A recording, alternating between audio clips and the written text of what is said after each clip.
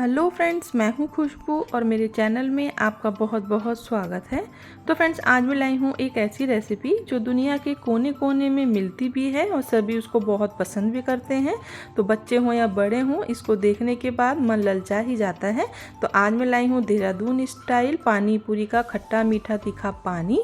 तो चलिए बना लेते हैं। तो इसको बनाने के लिए सबसे पहले मैंने ये काबुली चनों को रात भर पानी में सोख करके रखा था। साथ में ही 3 आलू भी मैंने ले लिए हैं। अब हमें इनको बॉईल करना होगा। तो इसके लिए मैंने कुकर में सबसे पहले जो है वाइट वाले चिकपी डाल दिए हैं। अब इसको फटाफट से बॉईल करने के लिए हम क्या करेंगे कि आलू को भी एक साथ ही हम इसको बॉईल करेंगे।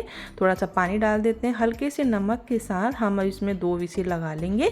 तो फ्रेंड, जैसा कि मैं देहरादून से हूँ तो आज मैं लाई हूँ आपके लिए देहरादून स्पेशल गोलगप्पे के साथ सर्व करने वाला तीखा चटपटा मसालेदार पानी और ये खट्टा मीठा गोलगप्पे का पानी।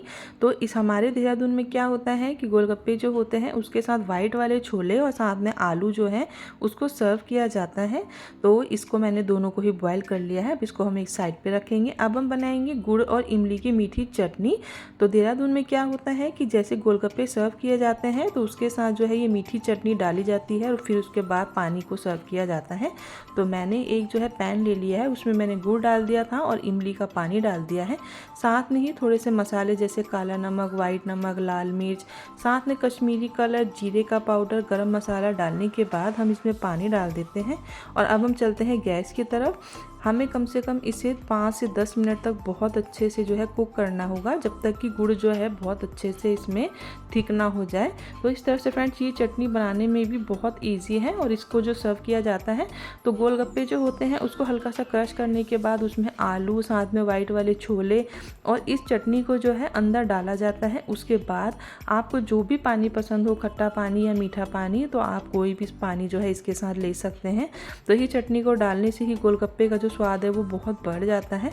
तो फ्रेंड्स, ये चटनी रेडी है। अब हम दूसरी चीज़ बनाना शुरू करते हैं। तो ये मैंने थोड़ी सी जो है टमरिन इमली को ले लिया है, इसको मैंने पानी में सोख कर दिया है। अब दूसरी साइड में गुड़ डाल रही हूँ और गुड़ को भी जो है मैंने थोड़ी देर पानी में भिगो दिया है। तो ये दोनों को मैंने इसलिए भिगोया है क्योंकि इससे हम मीठा और खट्टा पानी बनाएंगे।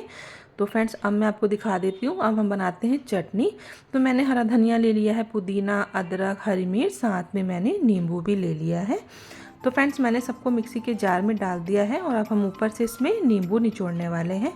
तो पानी वगैरह हमें ज़्यादा नहीं डालना है, लेकिन अगर पीसने में आपको थोड़ी सी भी दिक्कत हो तो आप थोड़ा सा पानी डाल सकते हैं। तो फ्रेंड्स, पूरे 1 नींबू का यूज़ जो है मैं अभी कर रही हूँ। बाकी जब हम पानी बनाएंगे तो उसमें भी हमें डालना होगा।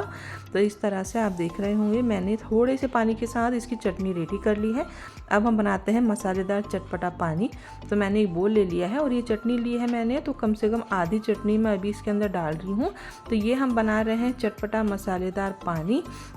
चटनी डालने के बाद अब बहुत ठंडा पानी है, मैंने उसको डाल दिया है। अब हम डाल देते हैं इसमें आधा चम्मच काला नमक, साथ में ही 1 चम्मच जो प्लेन नमक होता है उसे डाल देंगे, 1 चम्मच लाल मिर्च का पाउडर, आधा चम्मच जो है जीरे का पाउडर, आधा चम्मच गरम मसाला, 1 चम्मच हम डाल देते हैं चाट मसाला, आधा चम्मच कश्मीरी कलर डाल देते हैं और 1 चम्मच हम डाल देते हैं इसमें जो अमचूर पाउडर होता है उसको मैंने डाल दिया है। अब हम डाल देते हैं इमली का पानी, थोड़ा सा पुदीना डाल देंगे, 2 नींबू की स्लाइसिस मैंने डाल दी है, बाकी 1 नींबू के करीब मैं इसमें निचोड़ भी रही हूँ। ये हम जलजीरे का जो मसाला होता है वो डाल देते हैं, आधा चम्मच काली मिर्च का पाउडर, चाहे तो पानी पूरी का मसाला आप डाल सकते हैं, जो भी आपके पास हो। अच्छे से मिक्स करने के बाद जो बेसन की बूंदी होती है फ्रेंड्स उसको ज़रूर से डाला जाता है।